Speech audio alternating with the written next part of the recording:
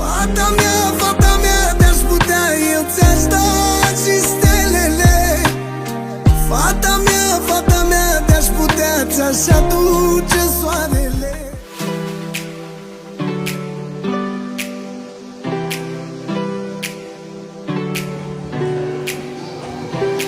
Are emoții.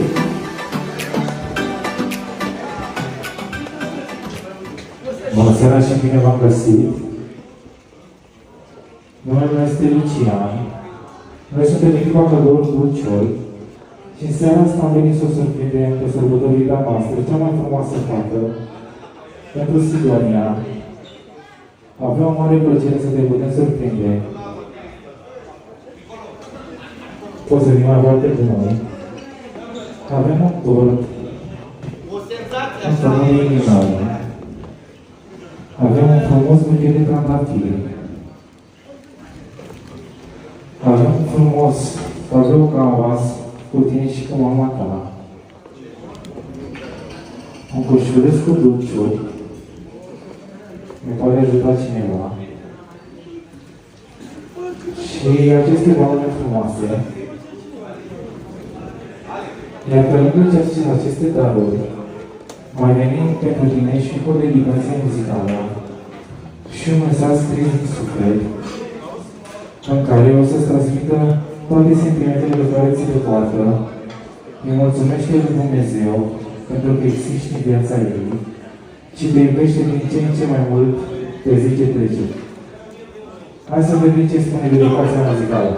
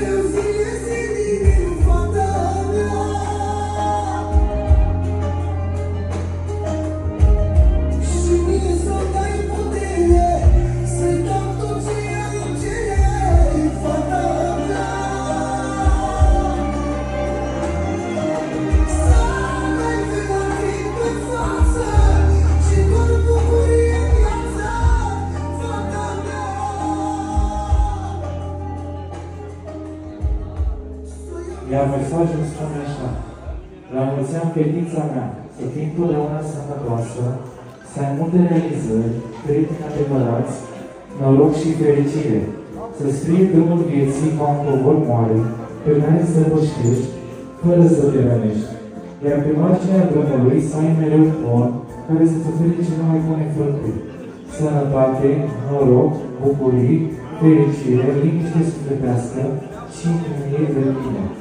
Te iubește mami tău și voi fi alături de tine necondiționat toată viața mea.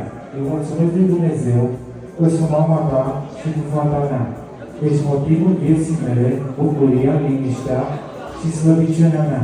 Cu multă dragoste, mama ta Diana. Puține aplauze pentru acest moment. Aplauze, aplauze!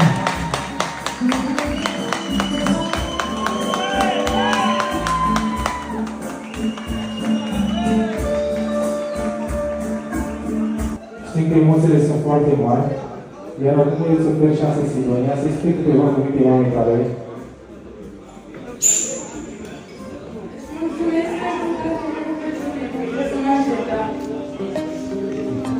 Cine-mi luminează viața când mă trezesc dimineața, fata mea. Ne bucurăm tare mult că există așa o relație frumoasă între mamă și fiică. Sunteți un semn drept de urmat. Distracție plăcută în continuare. Ne bucurăm că ne ales pe noi în această seară. Și să vă distrați în continuare alături de familia ta, de acești prieteni minunați. La mulți ani,